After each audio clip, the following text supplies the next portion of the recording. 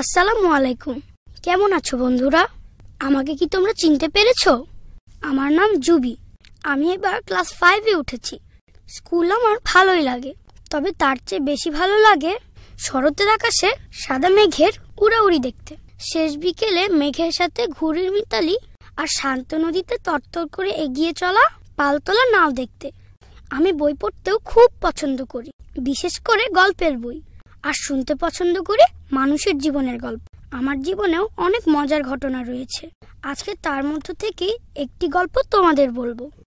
কাহিনীটা এই রমজানেই ঘটেছে। রোজার চাঁদ উঠেছে, পশ্চিম আকাশ জুড়ে যেন খুশির সংবাদ নিয়ে একটি শিশু হাসছে। সবার মুখেই রোজার গল্প। আমারও খুব ইচ্ছা এই বছর থেকে আমি রোজা রাখা শুরু করব। কিন্তু সারাদিন না খেয়ে থাকা, তার উপরে গ্রীষ্মের প্রচন্ড রোদ। আমার তো মনে হচ্ছিল খাবার না খেলেও, পানি না খেয়ে আমি থাকতেই পারবো না। তাই সেহেরিতে মা আমাকে ডাকলেও আমি ইচ্ছে করেই ঘুমিয়ে থাকলাম। আমরা যেই বাসায় থাকি তার খানিক দূরেই বাবার এক বন্ধুর বাসা। আমি তাকে চাচা বলে ডাকি। চাচার একতলা বাড়ির সামনে রয়েছে একটি ছোট্ট বাগান। চাচা নিজ হাতে সেই বাগানের পরিচর্যা করেন। আমার ছোট্ট সাইকেল নিয়ে স্কুলে যেতে আসতে প্রায় চাচার সাথে সালাম বিনিময় হয়। প্রথম রোজার দিন স্কুল থেকে ফেরার সময় চাচাকে দেখলাম বাগানে পানি দিচ্ছেন। আসসালামু আলাইকুম চাচা। ওয়ালাইকুম আসসালাম। কেমন আছো জুবি? স্কুল থেকে ফিরলে বুঝি? আসো আসো, গেটের ভিতরে আসো। চাচা এখন বাসায় যাই, পরে এক সময় আসি। ঠিক আছে, তাহলে এক কাজ করো, আজকে তুমি আমার সাথে ইফতার করো। দাওয়াত তো কবুল করলাম, কিন্তু আমি তো রোজা রাখিনি। কোন মুখে যাব চাচার বাসায়? কেমন করে বসবো চাচার সাথে ইফতারে? সারা দুপুর সেই চিন্তাই করলাম। আসরের নামাজ শেষ হয়ে গেলে চাচার বাসায় গিয়ে হাজির হলাম। চাচা আমাকে তার বাগানের গাছগুলোর সাথে পরিচয় করিয়ে দিলেন। বেশ কিছু ফুলের গাছ রয়েছে চাচার বাগানে। গোলাপ, জবা, বেলি, রজনীগন্ধা আর নয়নতারা। হলুদ হলুদ গাঁদা ফুলও ফুটে আছে বাগানের অনেকটা জায়গা জুড়ে। রয়েছে কিছু ক্যাকটাস আর পাতাবাহারের চারাও। দেখতে দেখতে বিকেলটা ফুরিয়ে গেল। চাচা আমাকে নিয়ে বাসার ভিতরে প্রবেশ করলেন।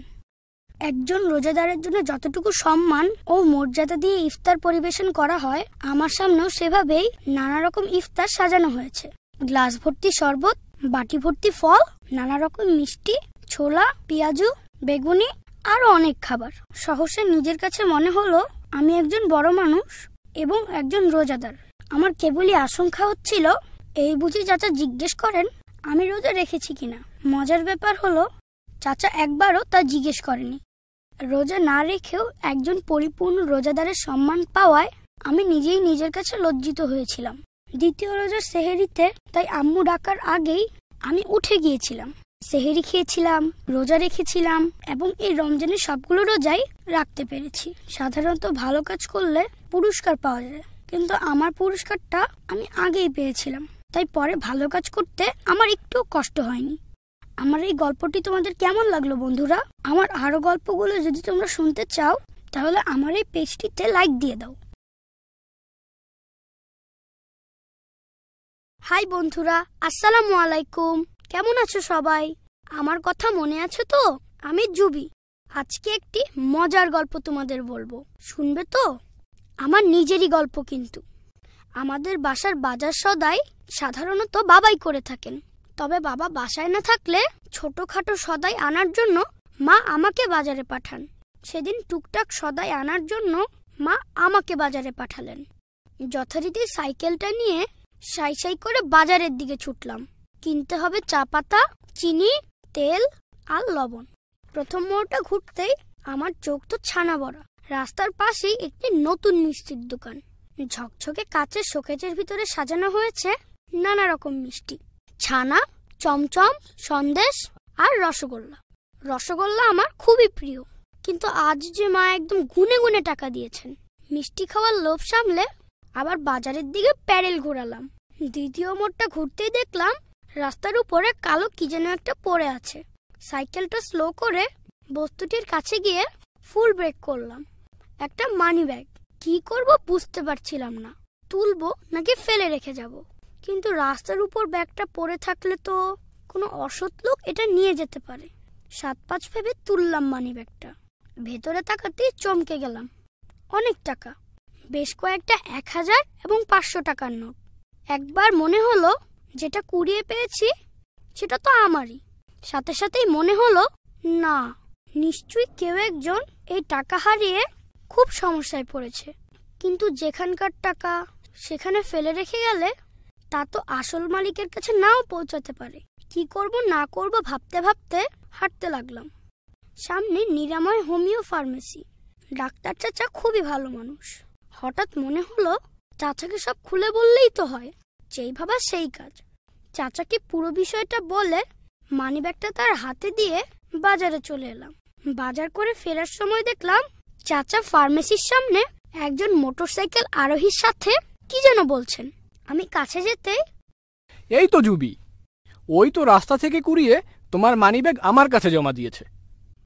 মোটরসাইকেলে বসে থাকা ভদ্রলোক নেমে আমাকে জড়িয়ে ধরলেন, আদর করে নাম জিজ্ঞেস করলেন আর বললেন হাসপাতালে তার বোনের নতুন বেবি হয়েছে। খুবই খুশির খবর। উনি যাচ্ছিলেন হাসপাতালের বিল মিটিয়ে বোন আর ভাগ্নেকে বাসায় নিয়ে যেতে। কিন্তু ক্যাশ কাউন্টারে গিয়ে পকেটে হাত দিতেই মানিব্যাগ না পেয়ে খুবই ভেঙে পড়েছিলেন। তবে এখন তিনি অনেক খুশি। উপহার হিসেবে আমি কি চাই তা বারবার জিজ্ঞেস করছিলেন। আমি বললাম কিছুই চাই না, কিন্তু তারা আমাকে কিছু একটা উপহার না দিয়ে কোনোভাবেই ছাড়তে চাচ্ছিলেন না। কাউকে উপকার করে বিনিময়ে কিছু নেওয়া মোটেই ঠিক কাজ মনে করছিলাম না। অবশেষে তিনি আমাকে নিয়ে গেলেন প্রথম মোড়ে সেই নতুন মিষ্টির দোকানটিতে। বললেন, আমি মামা হয়েছি, এই খুশিতে অন্তত মিষ্টি তো খেতেই হবে। কালোজাম, রসগোল্লা, চমচম, সন্দেশ সব রকম মিষ্টি খাওয়া হলো। সেই সাথে অবশ্য দেরি করে বাসায় ফেরার জন্য মায়ের বকুনিও খেয়েছিলাম। কি বুঝলে বন্ধুরা, আমার পছন্দের রসগোল্লা কিন্তু ঠিকই খেতে পেরেছি, আবার বাজারের টাকাও খরচ করতে হয়নি। সেই সাথে একজন মানুষের উপকারও করতে পেরেছি। আমার এই গল্পটি তোমাদের কেমন লাগলো বন্ধুরা? আমার আরো গল্পগুলো যদি তোমরা শুনতে চাও তাহলে আমার এই চ্যানেলটি সাবস্ক্রাইব করো।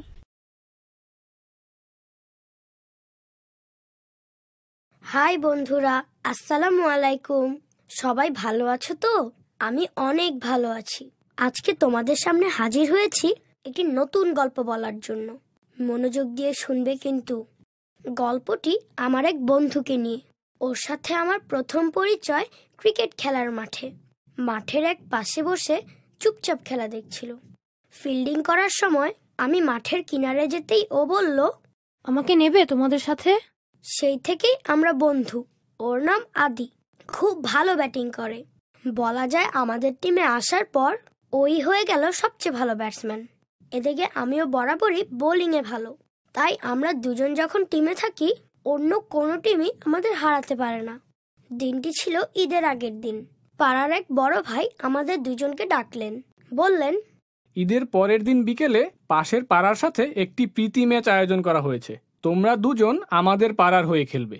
আর যেহেতু এটি প্রীতি ম্যাচ, তাই সবাইকে ঈদের নতুন পোশাক পরেই খেলতে হবে। ভাইয়ার কথা শুনে খুশিতে আমার লাফাতে ইচ্ছে করছিল, কিন্তু বন্ধু আদির মধ্যে কোনো আনন্দের ভাব দেখলাম না। বন্ধু, মনে হয় আমার খেলা হবে না। কেন রে দোস্ত, কি হয়েছে? এত বড় একটা সুযোগ, আমার তো খুশিতে ডিগবাজি খেতে ইচ্ছে করছে। না রে দোস্ত, কিছু মনে করিস না। ঈদের পরদিন বাসায় একটা অনুষ্ঠান আছে, অনেক মেহমান আসবে। আম্মু আমাকে কোনোভাবেই বাসা থেকে বের হতে দিবে না। অনেকটা মন খারাপ করেই বাসায় ফিরলাম। ঈদের দিন হইচই আর উৎসবে ফেটে পড়েছে পুরো এলাকা। কিন্তু আমার মনে কি বলে একটাই ভাবনা, আদিকে ছাড়া কি করে খেলতে যাব। ওর বাবা মাকে বলে যে করেই হোক ওকে খেলায় নিয়ে আসতেই হবে। তাই সাইকেলটা নিয়ে আদির বাসার উদ্দেশ্যে বেরিয়ে পড়লাম। ওর বাসাটা শহরের এক প্রান্তে। বাসার যে ঠিকানাও দিয়েছে সেখানে গিয়ে দেখলাম পাকা বাড়ি ঘর শেষ হয়েছে। টিন শেডের কিছু ঘর দেখা যাচ্ছে। লোকজনের কাছে জিজ্ঞেস করে যে বাসা পাওয়া গেল সেটা নিতান্তই বস্তির একটা কুড়ে ঘর। আদির নাম ধরে ডাকতেই ও বেরিয়ে আসলো। বস্তিতে থাকে বলে আমাকে এখানে দেখে একটু বিব্রত হচ্ছিল।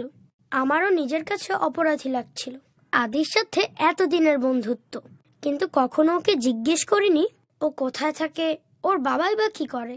ব্যাপারটা সহজ করার জন্য ওর কাঁধে হাত রেখে বললাম, বন্ধু কেন খেলবি না বল? তুই না খেললে তো আমিও খেলবো না। আমি কি আঙ্কেল আর আন্টিকে বলে তোর খেলতে যাওয়ার পারমিশন নিব? আদি কাঁদো কাঁদো কণ্ঠে বলল, বন্ধু, কাউকে বলিস না, নতুন পোশাক পরেই তো খেলতে হবে। কিন্তু এই ঈদে আমার কোনো নতুন পোশাক কেনা হয়নি। বাবা যা আয় করেন তা দিয়ে হয়তো ভালো কিছু খাওয়া হতে পারে। আমি আর কোনো কথা বলতে পারলাম না। ওর কথা শুনে আমার খুবই কান্না পাচ্ছিল। এক ছুটে বাসায় চলে আসলাম। আম্মুকে সবকিছু খুলে বললাম, আর বললাম, আমার তো আরো পোশাক রয়েছে, এবারের ঈদের পোশাকটা আদিকে দেই। আম্মু আমাকে কিছু না বলে মার্কেটে গিয়ে আদির জন্য একটা নতুন পোশাক কিনে আনলেন। তারপর আম্মু আর আমি কিছু মিষ্টি আর নতুন পোশাকটি নিয়ে আদির বাসায় পৌঁছলাম। নতুন পোশাক হাতে পেয়ে আদি আনন্দে কেঁদে ফেলল। আম্মু আদির চোখ মুছে দিয়ে বললেন, আজ তো খুশির দিন, খুশির দিনে কাঁদতে নেই বাবা। ও বন্ধুরা, আসল কথাই তো বলা হয়নি। সেই পিটি ম্যাচে কিন্তু আমরাই জিতেছিলাম। ১৭ রান করার জন্য আদি এবং সবচেয়ে বেশি উইকেট নেওয়ার জন্য আমি পুরস্কার পেয়েছিলাম। আমার এই গল্পটি তোমাদের কেমন লাগলো বন্ধুরা? আমার আরো গল্পগুলো যদি তোমরা শুনতে চাও তাহলে আমার এই চ্যানেলটি সাবস্ক্রাইব করো।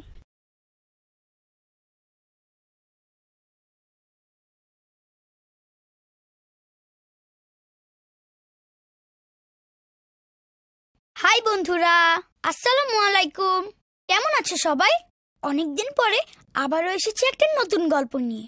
আচ্ছা, তোমরা নিশ্চয়ই বার্ষিক পরীক্ষার ছুটিতে আবারও গ্রামের বাড়িতে গিয়েছিলে। আমিও গিয়েছিলাম। আর এবারের গল্পটা কিন্তু সেই গ্রামেরই গল্প। গিয়েছিলাম নানা বাড়ি। ছোট মামাও বিদেশ থেকে কয়েকদিনের ছুটি নিয়ে বাড়িতে চলে এলেন। ছোট মামাকে আমি খুব পছন্দ করি। ছোট মামা মানেই নতুন কিছু, মজার কিছু। মামা এসে বললেন শিকারে যাবেন। আমি তো বাঘ শিকারে যাবেন ভেবে ভয় পেয়ে গিয়েছিলাম। পরে বললেন না, পাখির শিকারে যাবেন। আমাদের নানা বাড়ির কাছে একটি বড় হাওর রয়েছে। শীতকালে নানা জাতের অতিথি পাখিতে ভরে যায় সেই হাওরটি। যাই হোক, পরের দিন সকালে মামা তার দনুয়ালো বন্দুক আর সাথে আমাকে নিয়ে চললেন পাখি শিকারে। হাওরের কাছে গিয়ে আমরা তো অবাক। পুরো বিল আর হাওর অতিথি পাখিতে পরিপূর্ণ হয়ে আছে। প্রকৃতি ও পাখির অপরূপ সৌন্দর্য দেখে আমি অবাক হয়ে তাকিয়ে রইলাম। খানিক বাদে মামা একটা জায়গা ঠিক করে নিশানা করলেন।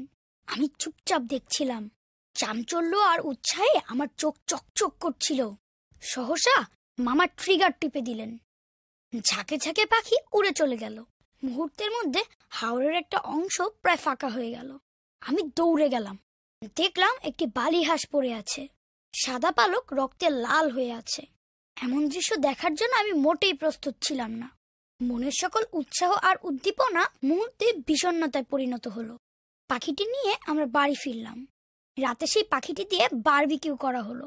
সবাই মজা করে খেলেও আমি খেতে পারলাম না। চোখের সামনে ভেসে উঠছিল রক্তে মাখা পাখিটির নিষ্প্রাণ দেহ। পাখি শিকারের পর থেকে আমার মনটা যে খারাপ হয়ে আছে, মামা সেটা খেয়াল করলেন। আমার মন ভালো করাতে মামা আমার জন্য বাজার থেকে খাঁচা সহ একটি পাখি নিয়ে এলেন। কিন্তু খাঁচায় বন্দি পাখিটি দেখেও আমার মন খুব একটা ভালো হলো না। রাতে দুঃস্বপ্ন দেখলাম যে সেই অতিথি পাখির বন্ধুরা সবাই বাড়ি ফিরে যাচ্ছে, কিন্তু ওকে কেউ খাঁচায় আটকে রেখেছে।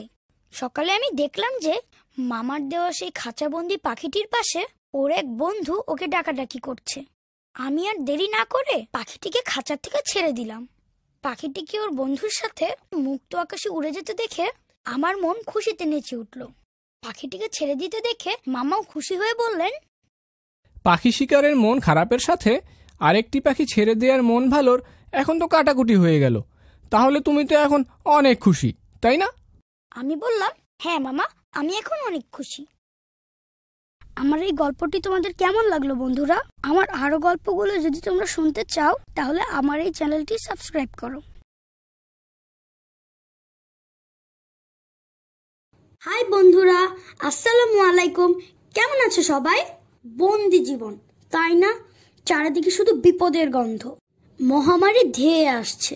চোখে দেখা যায় না এমন একটা জীবাণুর ভয়ে সবাই ঘরে এসে উঠেছে। স্কুল বন্ধ, মার্কেট বন্ধ, তাই বলে যে বাবার অফিসও বন্ধ হয়ে যাবে আমার তো ধারণাই ছিল না। আরে বাবা তো আমাদের কাছে সোনার হরিণের মতো। সেই সকালে অফিসে যান, ফেরেন রাতে। মাঝে মাঝে ছুটির দিনেও অফিস করতে হয়। অথচ সেই বাবা এখন সারাদিন ঘরে থাকছেন। এত বিপদ আর ভয় ভীতির মধ্যেও সময়টা তাই আমার একদমই মন্দ কাটছে না। বাবা খুব মজার মানুষ, তবে তার দোষ একটাই, আমি কোনো প্রশ্ন করলে বাবা শুধু হুম হুম করেন। তার মানে তিনি খেয়াল করে শুনছেন না। মাকে জিজ্ঞেস করলে মা বলেন, তোর বাবা তো একজন লেখক মানুষ, নানান ভাবনায় ডুবে থাকেন সব সময়। তাই সেই ভাবনা থেকে তাকে টেনে বের না করতে পারলে তিনি শুধু হু হু করেই যান। এর বাইরে বাবার মতন মানুষই হয় না।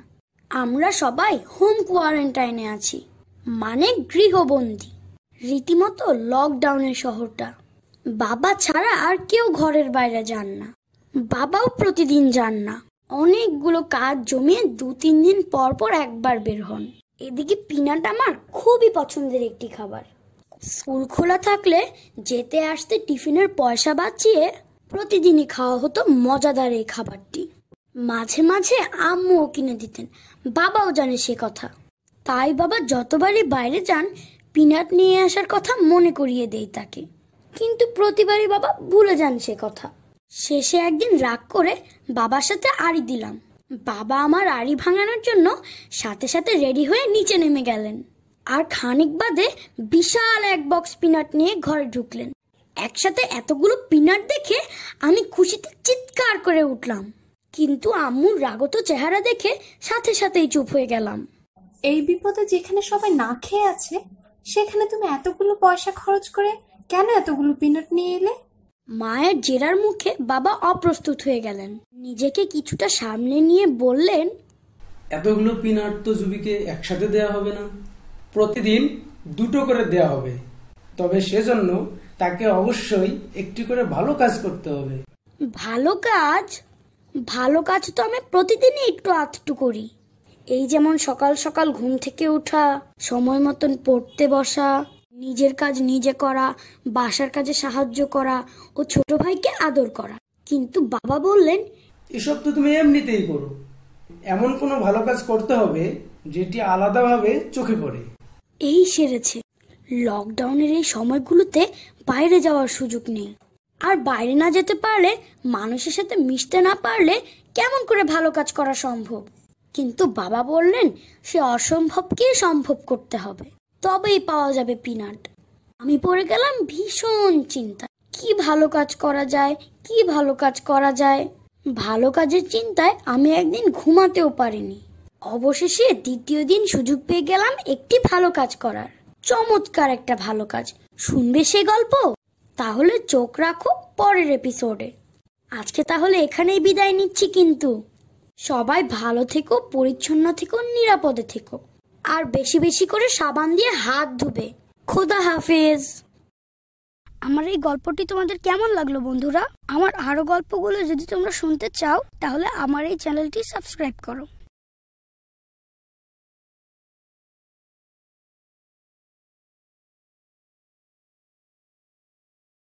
হাই বন্ধুরা, আসসালামু আলাইকুম। কেমন আছো তা আর জিজ্ঞেস করছি না, জানি তো স্কুল বন্ধ, বাসায়ও বন্দি। সময়টা ঠিকঠাক মতন কাজে লাগাচ্ছ তো? স্কুল বন্ধ বলে বড়রা কিন্তু সারাক্ষণ পড়ার কথাই বলবে। পড়াশোনা তো করতেই হবে, পাশাপাশি ছুটির দিনগুলোতে কিভাবে আনন্দে কাটানো যায় তার উপায় কিন্তু খুঁজে বের করতে হবে তোমাকে। আজ সকালে খুব একটা মজার ঘটনা ঘটেছে আমাদের বাসায়। মজার বলছি কেন, ঘটনা তো আসলে ভয়াবহ। খুব সকালে ঘুম থেকে জেগেই শুনি বিড়ালের চেঁচামেচি। মিয়াও মিয়াও বলে একটানা চিৎকার করে যাচ্ছে একটা বিড়াল, আর ফাঁকে ফাঁকে খুব দূর থেকে ক্ষীণ কণ্ঠে আরেকটি মিউ মিউ আওয়াজ আসছে। ব্যাপারটা কি জানার জন্য বারান্দায় যেতেই দেখি সত্যি বিড়ালদেরই কারবার। তার আগে আরেকটি কথা বলে নেই, আমাদের বাসায় একটা বিড়াল নিয়মিত আসা যাওয়া করে, স্থায়ীভাবে থাকে না। খাবার সময় হলে আসে, আবার কোথায় চলে যায়। আমার ছোট্ট বোন মিনির সাথে ওর খুব ভাব। মিনি ওর নামের সাথে মিলিয়ে বিড়ালটির নাম রেখেছে মিনিয়া। একদিন মিনি বলল, জানো ভাইয়া, মিনি না মম হয়েছে। আমি এখন থেকে ওকে আর মিনিয়া বলে ডাকবো না, ডাকবো মিনিমম বলে। মিনিমাম মানে কি বলছিস এসব?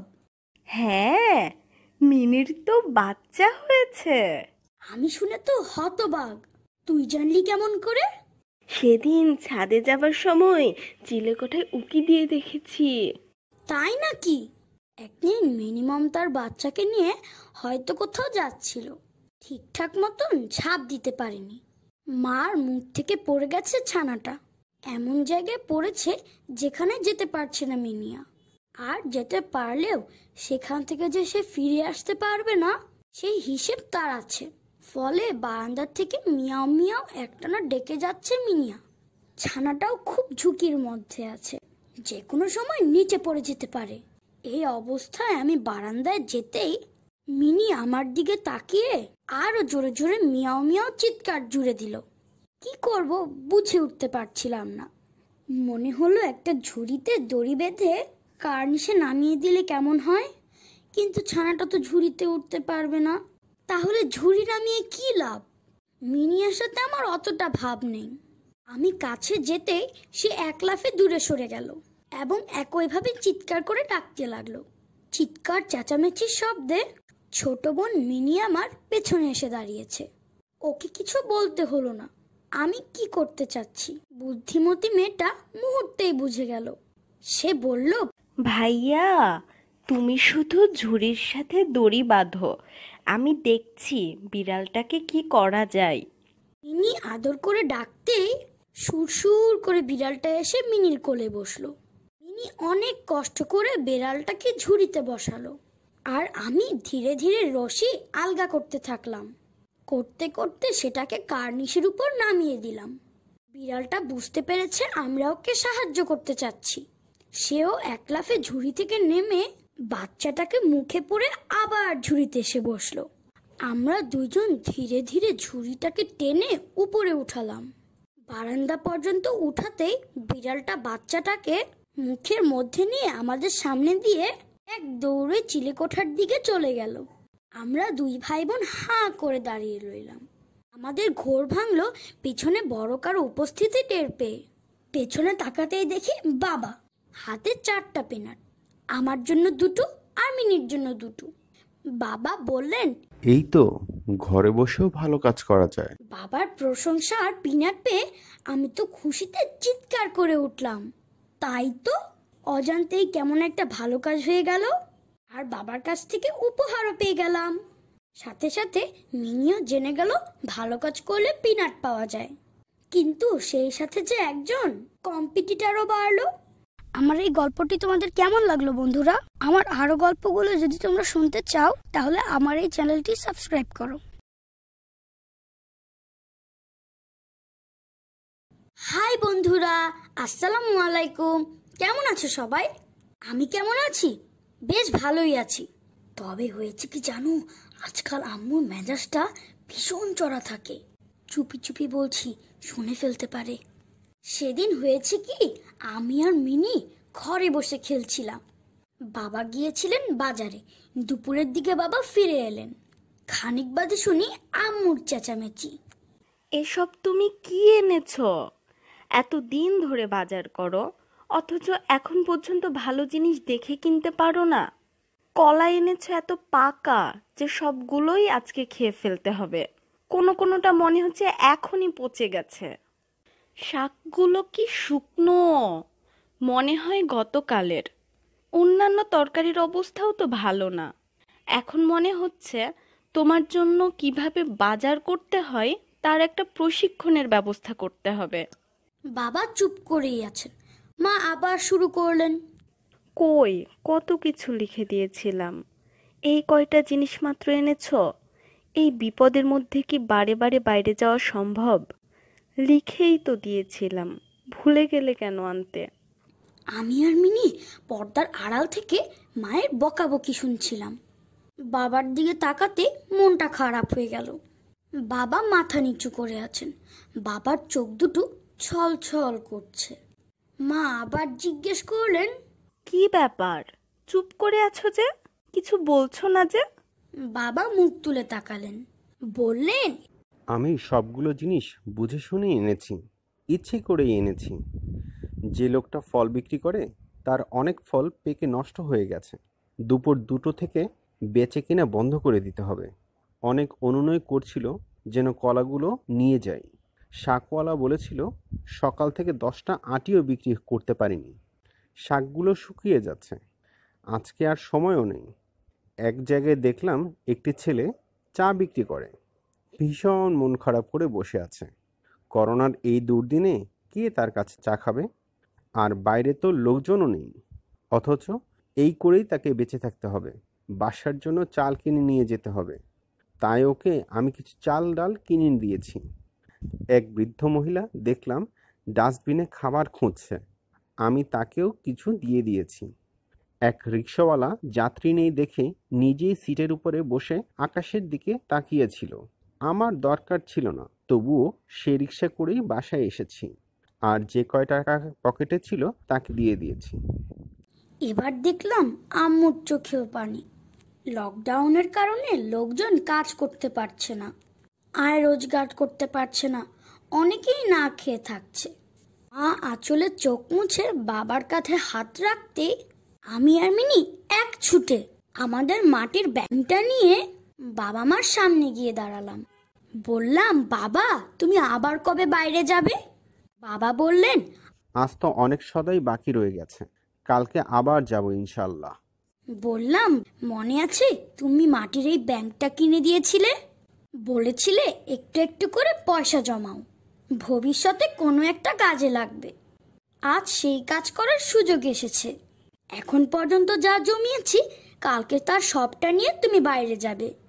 যেই ছেলেটা চা বিক্রি করে, যেই মেয়েটা ফুল বিক্রি করে, আর যেই লোকটা শাক বিক্রি করে, তাদেরকে একটু একটু করে ভাগ করে দেবে। বাবা মা আমাদের দুজনকেই জড়িয়ে ধরলেন। বাবা পিনাটের বাক্স খুলে আমাকে আর মিনিকে আজ 3টা করে পিনাট দিলেন। আর আমরা থাম করে মাটির ব্যাংকটি ফাটিয়ে পয়সা গুনতে লেগে গেলাম। আমার এই গল্পটি তোমাদের কেমন লাগলো বন্ধুরা? আমার আরো গল্পগুলো যদি তোমরা শুনতে চাও, তাহলে আমার এই চ্যানেলটি সাবস্ক্রাইব করো।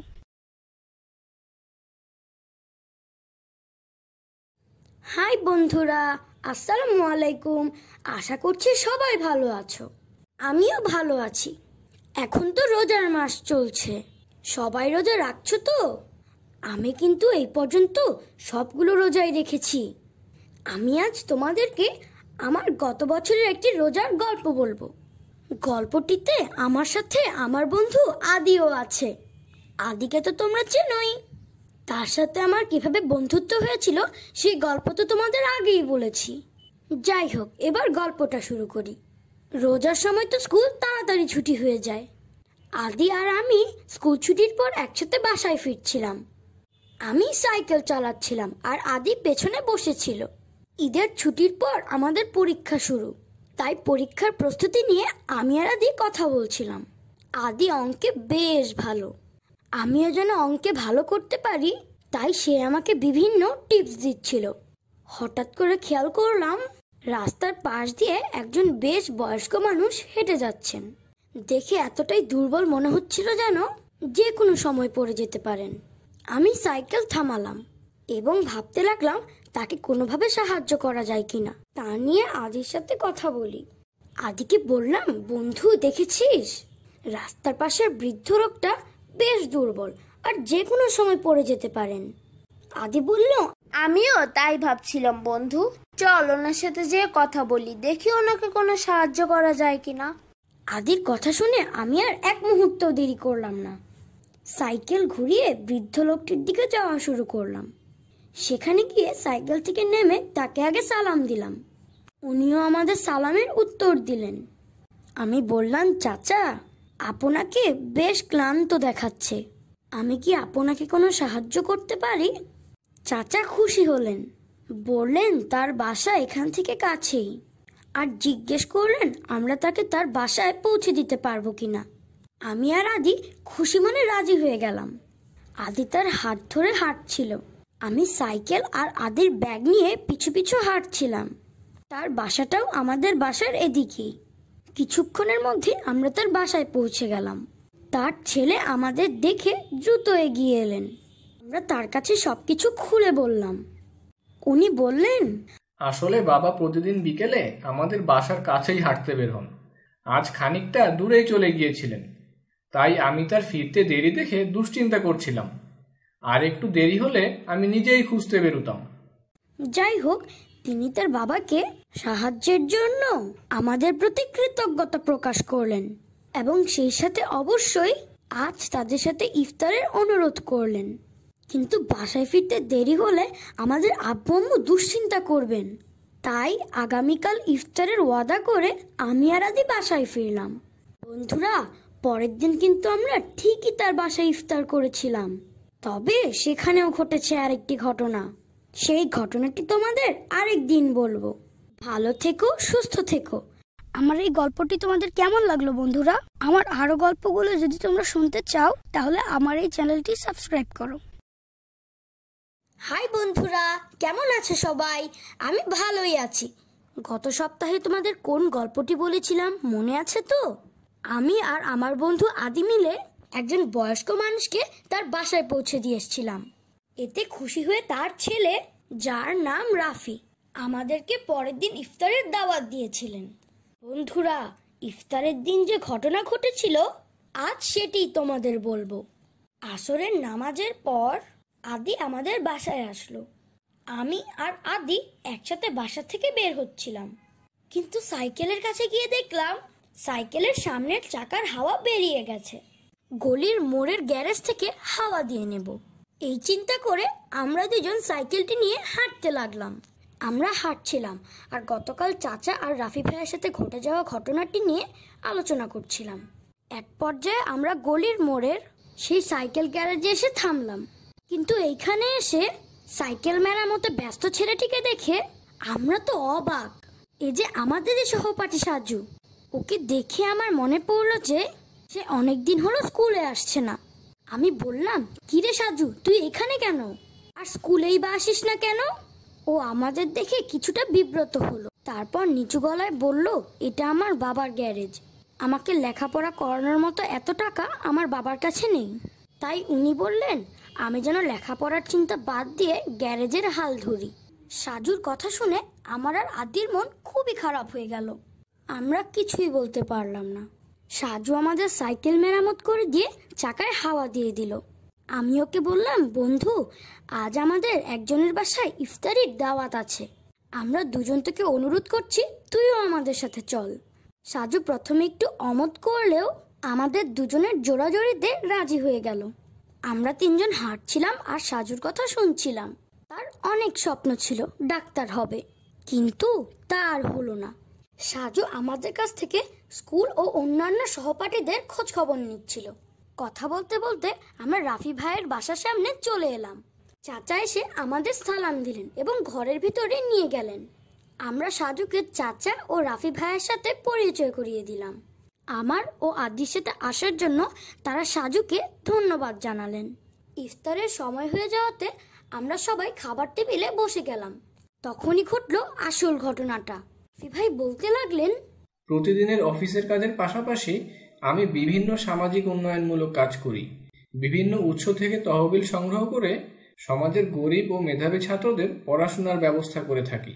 তোমাদের যদি এমন কোনো সহপাঠী থাকে যে টাকার অভাবে পড়াশোনা করতে পারছে না, তাহলে অবশ্যই আমাকে জানাবে। রাফি ভাইয়ের কথা শুনে আমার আর আদির চোখ চকচক করছিল। সাজু আমাদের দিকে তাকিয়ে রইল। ইফতারের পর আমি আর আদি রাফি ভাইকে সাজুর ঘটনা খুলে বললাম। সব শুনে রাফি ভাই বললেন, সাজু কাল থেকে আবার স্কুলে যাবে এবং ডাক্তার হয়ে সে তার স্বপ্ন পূরণ করবে ইনশাআল্লাহ। মন থেকে সত্যিকারের স্বপ্ন দেখলে তা পূরণ হবেই। আমার এই গল্পটি তোমাদের কেমন লাগলো বন্ধুরা? আমার আরো গল্পগুলো যদি তোমরা শুনতে চাও তাহলে আমার এই চ্যানেলটি সাবস্ক্রাইব করো।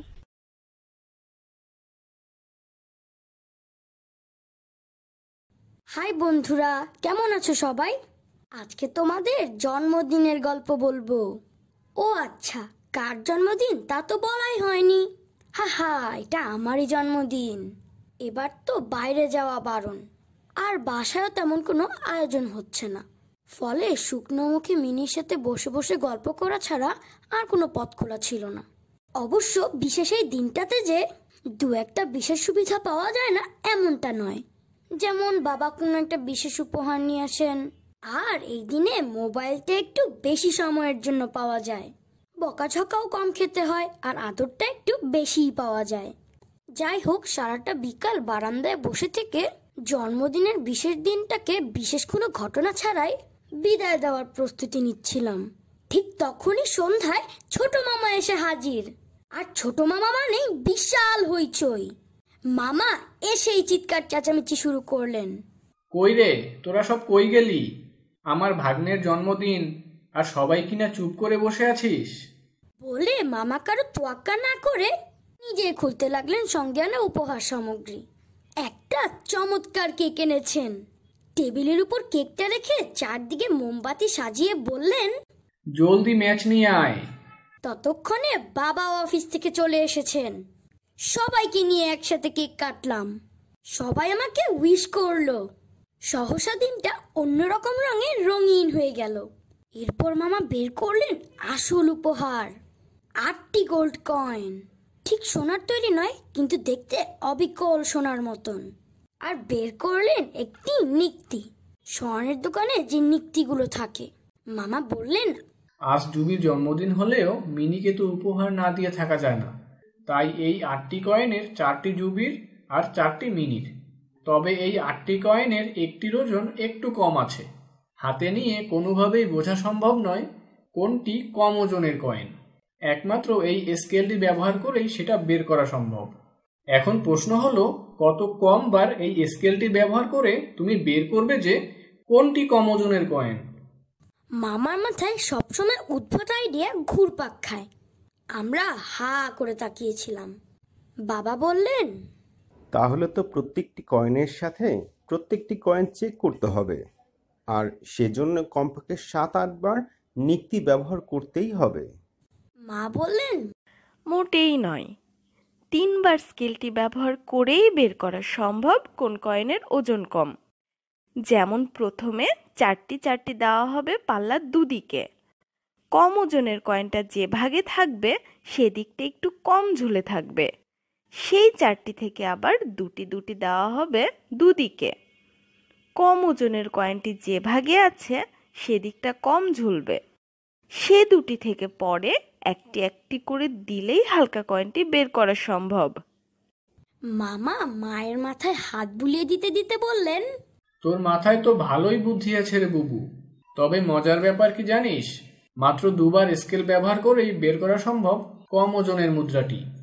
মামার কথা শুনে আমরা সবাই হা হয়ে গেলাম। সেটা কিভাবে সম্ভব? সেটাই সম্ভব, এবং এটাই আজকে জুবির জন্মদিনের গেম শো। চলো শুরু করা যাক।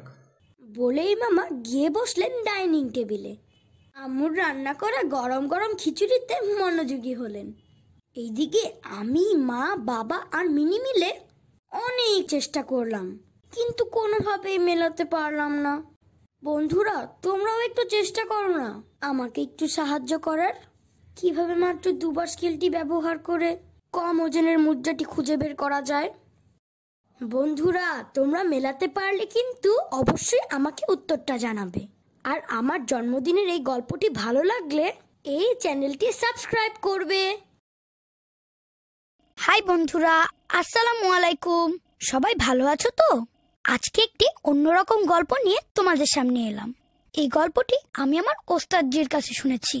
তার আগে বলে নি, প্রতিদিন সকালে আমি আমাদের পাড়ার মসজিদে আরবি পড়তে যাই। আমার আরো অনেক বন্ধুরা সেখানে ওস্তাদজির কাছে আরবি শেখে। ওস্তাদজি খুব জ্ঞানী মানুষ, মজার মানুষও। আরবি শেখানোর পাশাপাশি প্রতিদিন আমাদের বিভিন্ন গল্প বলেন। মজার এই গল্পগুলোতে থাকে অনেক শিক্ষা। আজকে আমি যে গল্পটি বলবো সেটি তার কাছ থেকেই শোনা। গল্পটি হলো ভালো নিয়ত বা উদ্দেশ্য নিয়ে। আমাদের মহানবী হযরত মুহাম্মদ সাল্লাল্লাহু আলাইহি ওয়াসাল্লাম বলেছেন, প্রত্যেকটা কাজের পুরস্কার তার নিয়ত অনুযায়ী দেওয়া হবে। তাহলে শুরু করা যাক গল্পটা। একবার এক লোক মরুভূমিতে ঘোড়া ছুটিয়ে যাচ্ছিলেন। বন্ধুরা, তোমরা তো জানো মরুভূমি হচ্ছে খুব গরম এলাকা। সেখানে কোনো গাছপালা নেই, কেবল রোদ আর রোদ। মেঘ নেই, বৃষ্টিও নেই। চলতে চলতে লোকটার পানি তৃষ্ণা পেয়ে গেল। মরুভূমির মধ্যে মাঝে মাঝে কিছু গাছপালা দেখা মেলে, সেখানে পানিও পাওয়া যায়। সে ছোট্ট জায়গাটুকুর নাম হচ্ছে মরুদ্যান। ঘোড়া ছোটাতে ছোটাতে একটি মরুদ্যানের সন্ধান পেয়ে গেল সে। মরুদ্যানে ঢোকার আগে লোকটা ঘোড়ার থেকে নেমে একটা ছোট লাঠি মাটিতে কাটলো। এরপর লাঠিটির সাথে ঘোড়াটিকে বেঁধে ভেতরে ঢুকলো পানির সন্ধানে। কিছুক্ষণ খোঁজাখুঁজি করে সে পানি পেয়ে গেল। পানি পান করে তৃষ্ণা মিটিয়ে কিছুক্ষণ বিশ্রাম করে সে আবার তার গন্তব্যে রওনা হলো। তবে রওনা হওয়ার আগে সে ভাবলো যে লাঠিটি মাটিতে গেঁথে ঘোড়াটাকে বেঁধে রাখা হয়েছে, সেটা যদি ওখানে রেখে যায় তাহলে অন্য কোনো মুসাফির এসে একইভাবে তার ঘোড়াটা বাঁধতে পারবে। এই ভেবে সে লাঠিটা না তুলেই চলে গেল। এদিকে হলো কি, অন্য আরেকজন ঘোড়সাওয়ার খানিক সময় পরে খুব দ্রুত বেগে ঘোড়া ছুটিয়ে ওই পথ দিয়ে যাচ্ছিলেন। যাওয়ার সময় সহসা সেই লাঠিটায় হোঁচট খেয়ে পড়ে গেলেন। ঘোড়াটা পড়লো একদিকে, লোকটা পড়লো আরেক দিকে। বালুর মধ্যে পড়েছে বলে তেমন ব্যথা পায়নি সে। লোকটা উঠেই চিন্তা করলো এই লাঠিটার কারণেই সেই হোঁচট খেয়ে পড়েছে। অন্য কেউ তার মতো হোঁচট খেয়ে পড়তে পারে, কিংবা আরো বড় কোনো বিপদ ঘটতে পারে। তাই সে লাঠিটা টেনে তুলে দূরে ফেলে দিয়ে আবার তার যাত্রাপথে রওনা হলো। মজার ব্যাপার কি জানো বন্ধুরা, দুজন লোক একটি কাজ সম্পূর্ণ বিপরীতভাবে করলো, অথচ আল্লাহর কাছ থেকে এই কাজের বিনিময়ে দুজনই সমান পুরস্কার পাবে। কারণ তাদের দুজনেরই উদ্দেশ্য বা নিয়ত ছিল মানুষের উপকার করা। আমার এই গল্পটি তোমাদের কেমন লাগলো বন্ধুরা?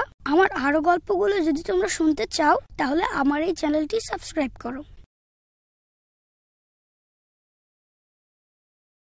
আমরা হাতে গ্লাভস আর মুখে মাস্ক পরে তৈরি হয়ে নিলাম, বের হতেই যাব। এমন সময় দেখলাম আদি আর সাজু এসে হাজির। ওরা তো আমাদের এই অবস্থা দেখে অবাক।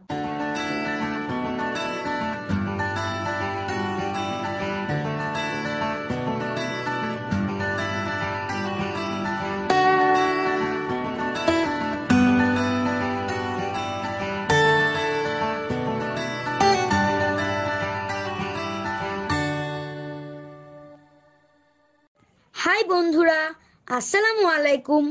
কেমন আছো সবাই? আমি ভালোই আছি, তবে খুব একটা ভালো নেই।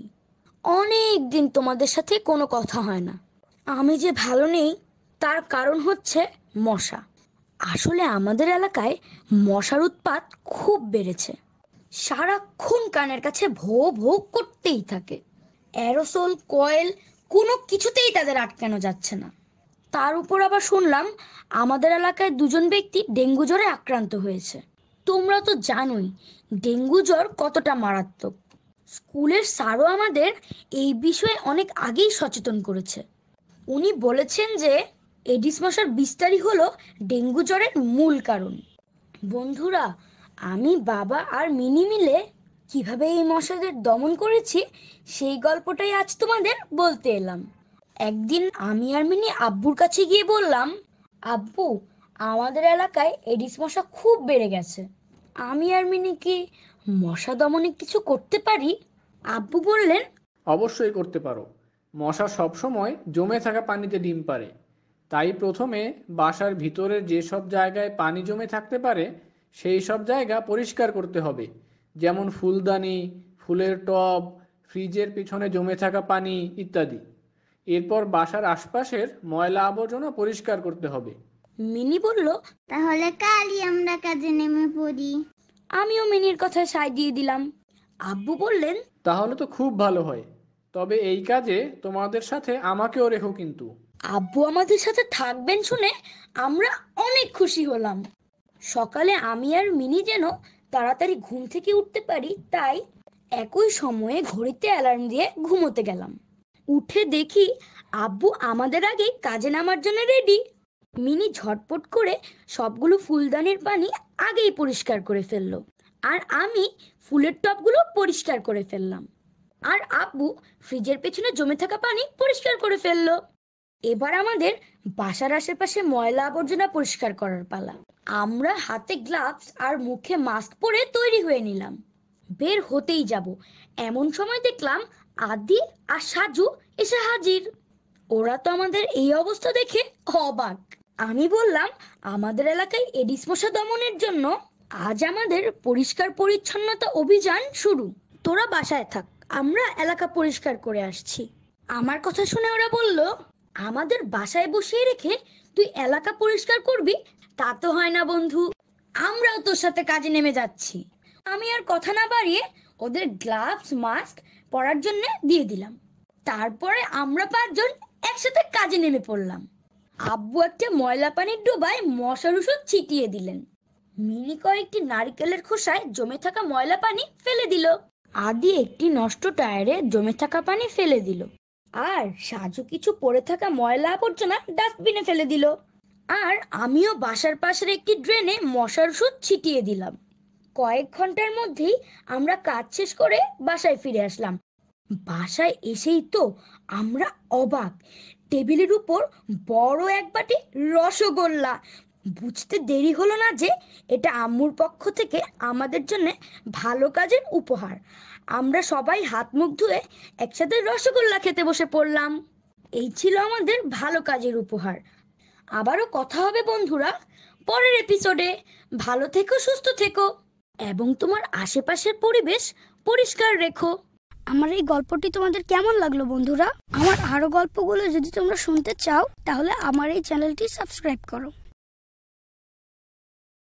ছোট মামা চাকরি নিয়ে দুবাই যাচ্ছেন। তার লাগেজ গুছানোর সময়ই ঘটলো ঘটনাটা। যেই ছোট ব্যাগের ভিতর মামার পাসপোর্ট, ভিসা এবং প্লেনের টিকিট তা ভুল করে ফেলে গেছেন তারা।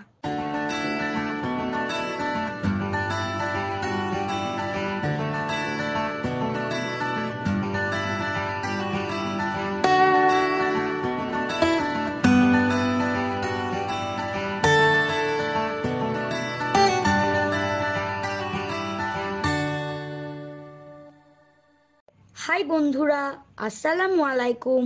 কেমন আছো সবাই? আমিও আল্লাহর রহমতে ভালো আছি। তবে হয়েছে কি, ইদানিং মোবাইলের প্রতি আসক্তিটা একটু বেড়েছে। বাড়বে না কেন বলো? লকডাউনের দিনগুলোতে যখন স্কুল বন্ধ ছিল তখন তো সব ক্লাস অনলাইনেই হতো। তখন থেকে এই যে মোবাইল হাতে আসা শুরু করেছে। আর একবার মোবাইল হাতে আসতে কি শুধু ক্লাস করা হয়? পাশাপাশি গেম খেলা, নানা রকম ভিডিও দেখা। তো এখন যখন আবার স্কুল শুরু হয়েছে, অনলাইনে ক্লাস কমে গেছে। আব্বু আম্মু এখন আর সহজে মোবাইল দিতেই চান না।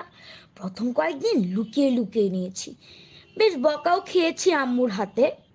বাবা অবশ্য বকা দেন না, তবে বাবার মোবাইল যদি দীর্ঘ সময়ের জন্য আমাদের হাতে থাকে তখন উল্টো বাবাকে আম্মুর হাতে বকা খেতে হয়। শেষমেশ বাবার মোবাইলেও পাসওয়ার্ড দিয়ে দিলেন আম্মু। আর আম্মুর মোবাইল তো আগে থেকেই পাসওয়ার্ড দেওয়া। আমাদের মিনির আবার একটা অসাধারণ প্রতিভা আছে। ও দূর থেকে আঙ্গুল নাড়ানো দেখে পাসওয়ার্ড শনাক্ত করতে পারে। ফলে যে কোনো নাম্বার কিংবা অক্ষর দিয়ে পাসওয়ার্ড দেওয়া হোক না কেন, একটু মনোযোগ দিয়ে খেয়াল করলেই ও বুঝতে পারে পাসওয়ার্ডটা কি। বাবার মোবাইলে পাসওয়ার্ড দেওয়ার পরেও যখন আমরা বাবার মোবাইল ব্যবহার করছিলাম, আম্মু তো অবাক। তাহলে কি বাবা পাসওয়ার্ড বলে দেন? বাবা তো একদমই অস্বীকার করেন যে উনি কোনো মতেই দেন না। তাহলে কিভাবে আমরা চালাই? শেষমেশ আব্বুর মোবাইলে ফিঙ্গারপ্রিন্ট পাসওয়ার্ড দিয়ে দিলেন আম্মু। এবার হলো জ্বালা। আব্বু তো আম্মুর ভয়ে আমাদের পাসওয়ার্ড খুলেই দেন না। এবার মোবাইল চালাই কি করে? এসব পরিস্থিতিতে মিনির মাথা আবার খুব ভালো কাজ করে। আব্বু যখন ঘুমিয়ে থাকেন তখন আস্তে করে মোবাইলটা নিয়ে আব্বুর আঙ্গুলে ছুঁয়ে পাসওয়ার্ডটা খুলে নেয় মিনি। ছোট মামা চাকরি নিয়ে দুবাই যাচ্ছেন। তার লাগেজ গুছানোর সময়ই ঘটলো ঘটনাটা। পুরনো কি একটা ধারালো জিনিসের সাথে লেগে আব্বুর ডান হাতের তর্জনীতে খুব আঘাত পেলেন। কেটে রক্ত টক্ত পড়ে একাকার অবস্থা। তাড়াতাড়ি ডাক্তারের কাছে নিয়ে আব্বুর সেই আঙ্গুলটা ব্যান্ডেজ করে দেওয়া হলো।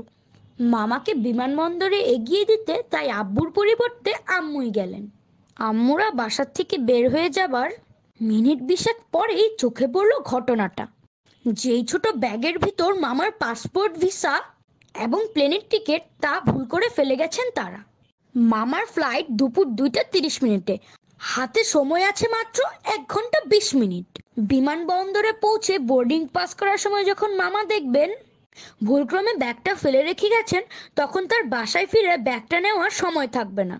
খুব দ্রুত তাদেরকে জানানোর জন্য ফোনটা হাতে নিতেই ঘটলো বিপত্তি। যে আঙ্গুল দিয়ে বাবার মোবাইলে পাসওয়ার্ড দেওয়া হয়েছে, বাবার সেই আঙ্গুলেই ব্যান্ডেজ বাঁধা। ফিঙ্গার টাচ করে মোবাইল খোলার কোনো উপায় নেই।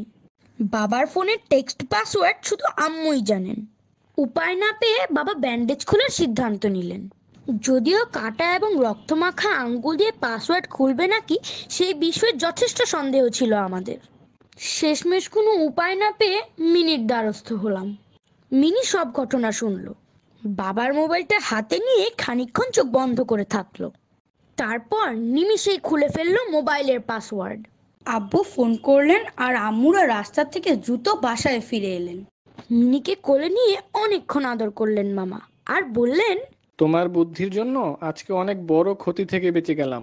দুবাই গিয়ে তোমাদের ভাই বোনের জন্য আমার প্রথম উপহার হবে একটি দামি মোবাইল ফোন। আমরা খুশিতে চিৎকার দিয়ে মামাকে আবারও বিদায় জানালাম। আমার এই গল্পটি তোমাদের কেমন লাগলো বন্ধুরা? আমার আরো গল্পগুলো যদি তোমরা শুনতে চাও তাহলে আমার এই চ্যানেলটি সাবস্ক্রাইব করো। এসে প্রথমে ওকে পানি খাওয়ানোর চেষ্টা করলাম, কিন্তু কিছুতেই পানি খাওয়াতে পারলাম না। তারপর চেষ্টা করলাম ভাত খাওয়ানোর, তাও খেলো না। আমি তো পড়ে গেলাম মহা চিন্তায়। কিছু না খেলে তো ছানাটিকে বাঁচানো যাবে না।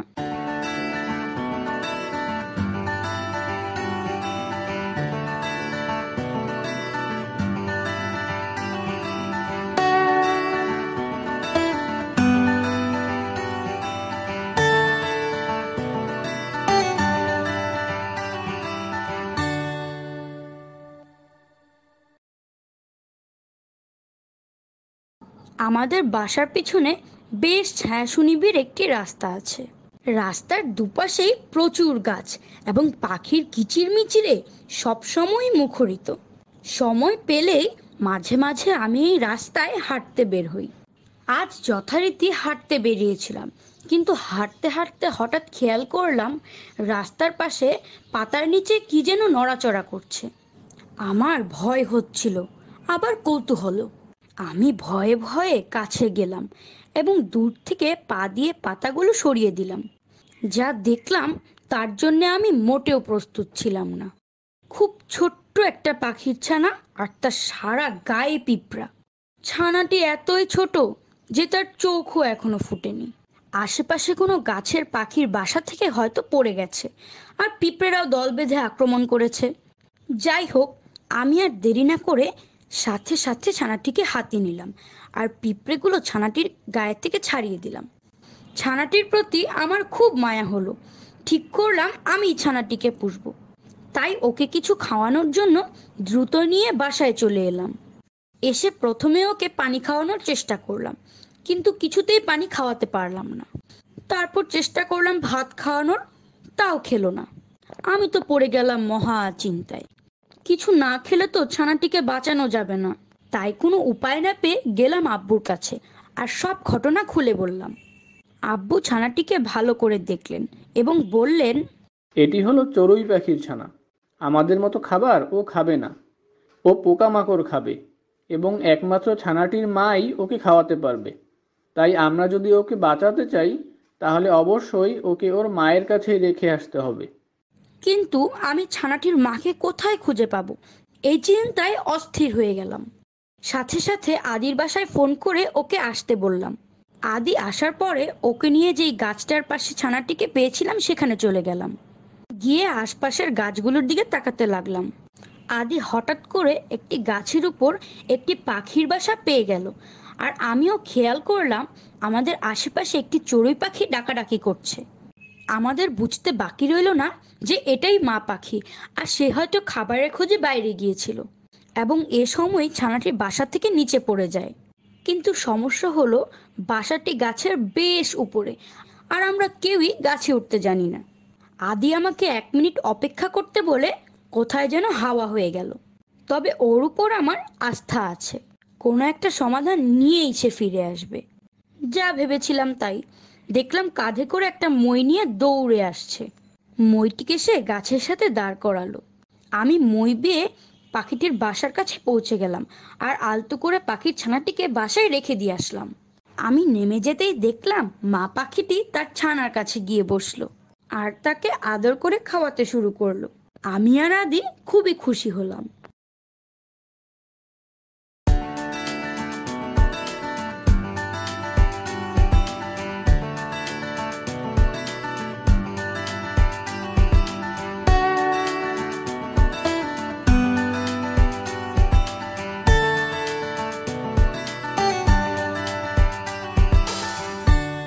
সেই দিন রাতে খাওয়া দাওয়া শেষ করে ঘুমাতে যাওয়ার আগে আব্বু আমাকে আর মিনিকে নিয়ে বাইরে গেলেন। আকাশের দিকে তাকিয়ে আমরা অবাক হয়ে গেলাম, কি সুন্দর চাঁদ উঠেছে।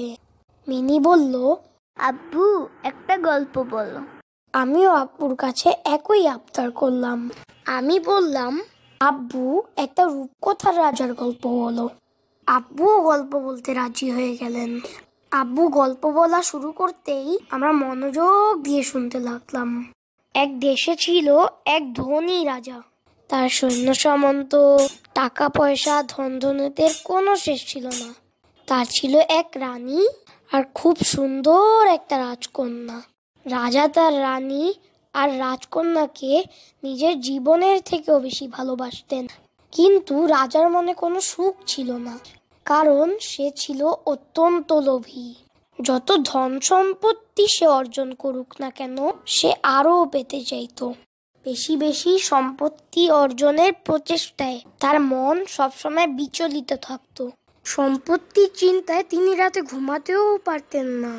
একদিন হলো কি, সকালে ঘুম থেকে উঠে তার ঘোড়াটি নিয়ে কাছের জঙ্গলে শিকার করতে বের হলেন। ঘোড়ায় চড়ে যখন তিনি জঙ্গলের ভিতরে শিকার খুঁজছিলেন, তখন হঠাৎ একটি অচেনার মেয়ের আর্তনাদ শুনতে পেলেন। কোন দিক থেকে শব্দটি আসছে খুঁজতে খুঁজতে তিনি মেয়েটিকে খুঁজে পেলেন। কাছে গিয়ে দেখলেন খুব সুন্দর একটি মেয়ের চুল একটি গাছের ডালের সাথে আটকে আছে, আর মেয়েটি কিছুতেই চুলগুলো ছাড়াতে পারছে না। রাজা মেয়েটির কাছে তার পরিচয় জানতে চাইলে সে বলল, আমি আসলে মানুষ না, আমি পড়ি। আমি রাতে এই জঙ্গলে আমার বান্ধবীদের সাথে ঘুরতে এসেছিলাম, কিন্তু যাওয়ার সময় এই গাছে আমার চুল আটকে যায়। এদিকে সকাল হয়ে যাওয়ায় আমার বান্ধবীরা আমাকে ফেলেই চলে গেছে। আপনি আমাকে দয়া করে সাহায্য করুন, আমি আপনার একটি ইচ্ছে পূরণ করব। এই কথা শুনে রাজার মনে সম্পত্তির নেশা পেয়ে বসলো। রাজা বললেন, আমি তোমাকে মুক্ত করে দিতে পারি, তবে আমাকে এমন ক্ষমতা দিতে হবে যেন আমার ডান হাত দিয়ে আমি যাই স্পর্শ করি তাই সোনা হয়ে যাবে। রাজার কথা পরীটি মেনে নিল এবং রাজা তার চুলগুলো গাছ থেকে ছাড়িয়ে তাকে মুক্ত করে দিলেন। তারপর পরীটি তার জাদুর কাঠিটি দিয়ে রাজাকে এই ক্ষমতা প্রদান করে উড়ে চলে গেল। রাজা তার ক্ষমতা পরীক্ষা করার জন্য সেই গাছটিকেই প্রথমে স্পর্শ করলেন এবং সাথে সাথেই গাছটি সোনার গাছে পরিণত হলো। রাজা বিস্ময়ে হতবাক হয়ে গেলেন। খুশিতে তিনি রাজপ্রাসাদের দিকে দৌড়াতে লাগলেন। সামনে একটি মাটির কুঁড়ে ঘর পড়ল। রাজা সেটিকে স্পর্শ করলেন আর সেটি সোনার ঘর হয়ে গেল। তিনি আবার দৌড়াতে লাগলেন। রাস্তার পাশে দেখলেন একটি ভাঙা ঘোড়ার গাড়ি পড়ে আছে। সেটিকেও স্পর্শ করলেন, সেটিও সোনার গাড়ি হয়ে গেল। একসময় তিনি রাজপ্রাসাদে এসে পৌঁছলেন। রানীকে তার এই ক্ষমতার কথা বলার জন্য ডাকতে লাগলেন। রাজাকে দেখে রাজকন্যা দৌড়ে এলো এবং রাজাও রাজকন্যাকে কোলে তুলে নিলেন। কিন্তু এ কি হলো, রাজকন্যা যে সোনার মূর্তিতে পরিণত হলো। রাজার মাথায় আকাশ ভেঙে পড়ল। এমন হবে তা তো তিনি ভাবতেই পারেননি। তিনি আবার দৌড়ে সেই গাছটির কাছে গিয়ে পরীকে অনেক ডাকাডাকি করলেন, কিন্তু পরী আর ফিরে এলো না। এদিকে রাজার লোভ আর বোকামির জন্য রানীও তাকে ছেড়ে চলে গেলেন। রাজা খুবই ভেঙে পড়লেন আর তার লোভের ফলাফল উপলব্ধি করতে লাগলেন।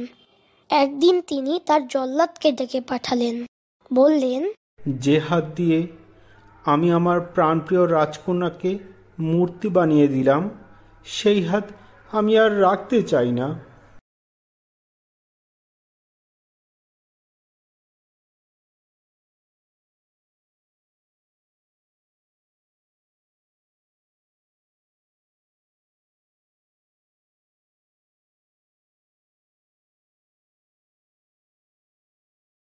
হাই বন্ধুরা, কেমন আছো সবাই? আমি ভালোই আছি। আজ তোমাদের যে ঘটনাটি বলবো তা ঘটেছে বেশ কয়েক মাস আগে। অনেকদিন পিঠা খাওয়া হচ্ছিল না বলে আমি আর মিনি দুজনে মিলে মায়ের কাছে পিঠা খাওয়ার আবদার করলাম। আম্মুও সাথে সাথে রাজি হয়ে গেলেন, কিন্তু পিঠা বানাতে গিয়ে দেখলেন চিনি নেই। তাই আম্মু আমাকে টাকা দিয়ে বাজার থেকে চিনি আনতে বললেন। আমিও যথারীতি সাইকেলটা নিয়ে সাই সাই করে বাজারের দিকে ছুটলাম। এক টানে গিয়ে থামলাম আমাদের পরিচিত আকাশ স্টোরের সামনে। দোকানদার চাচা অনেক ভালো মানুষ, আর আমাকেও উনি খুব আদর করেন। যাই হোক, চাচার কাছে চিনি চাওয়ার সাথে সাথে উনি আমাকে 1 কেজি চিনি প্যাকেট করে দিলেন। আমি তাকে চিনির দাম পরিশোধ করার জন্য একটি 100 টাকার নোট দিলাম, কিন্তু উনি যখন আমাকে বাকি টাকা ফেরত দিলেন তখন দেখলাম আমার প্রাপ্য টাকার সাথে আরও অতিরিক্ত একটি 500 টাকার নোট। আমি নিশ্চিতভাবেই বুঝতে পারলাম চাচা ভুল করেছেন। আমি সাথে সাথে তাকে বললাম, চাচা আপনি তো ভুল করে আমার টাকার সাথে একটি 500 টাকার নোট দিয়ে দিয়েছেন। চাচাও নিজের ভুল বুঝতে পারলেন। তিনি 500 টাকার নোটটি রেখে দিলেন আর আমাকে অনেক দোয়া করলেন। আমি তাকে পিঠা খাওয়ার দাওয়াত দিয়ে বাসার দিকে রওনা হলাম। আমি চিনি নিয়ে বাসায় আসার পর আম্মু পিঠা বানাতে ব্যস্ত হয়ে গেলেন। আমি আর মিনি আম্মুর পিঠা বানানো মনোযোগ দিয়ে দেখছিলাম। কয়েকটি পিঠা বানানো হয়ে গেলে আম্মু আমাদের খেতে বললেন, কিন্তু আমরা খেলাম না, বললাম এখন খাবো না। আব্বু অফিস থেকে ফিরলে সবাই একসাথে খাবো। বিকেলের মধ্যেই আম্মুর সবগুলো পিঠা বানানো হয়ে গেল। এখন আমাদের আব্বুর জন্য অপেক্ষার পালা। সন্ধ্যার আগে আব্বু বাসায় হাজির, কিন্তু অবাক হলাম আব্বুর সাথে দোকানদার চাচাকে দেখে। আমি তাকে পিঠা খাওয়ার দাওয়াত দিয়েছিলাম, কিন্তু উনি যে সত্যিই চলে আসবেন তা বুঝতে পারিনি। তাই উনি আমার দাওয়াত গ্রহণ করার জন্য আমরা সবাই খুশি হলাম। মজা করে সবাই একসাথে পিঠে খেতে বসে গেলাম। পিঠা খাওয়ার পর চাচা তার ব্যাগ থেকে বের করলেন 1 বক্স পিনাট। বললেন এটা আমার পক্ষ থেকে জুবির জন্য সততার পুরস্কার।